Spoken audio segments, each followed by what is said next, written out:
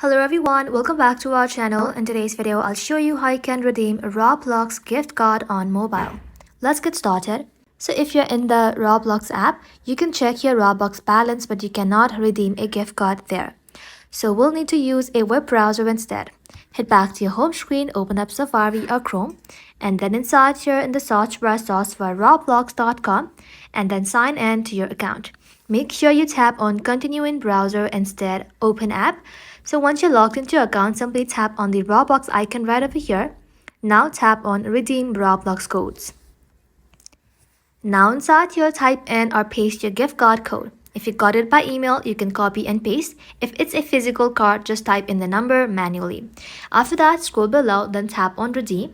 And once redeemed, the money will be added to your Roblox balance, but you still need to convert into Robux. To do that, simply tap on the Robux icon again. And now simply tap on buy Robux. Now choose the amount you want to buy, for example 500 or 1000 Robux, and just like that your Roblox balance will automatically be used to pay. And that's it. That is how you can redeem a Roblox gift card on mobile. Thank you all for watching. If you found this video helpful, leave a like and sub, and I'll see you in the next one.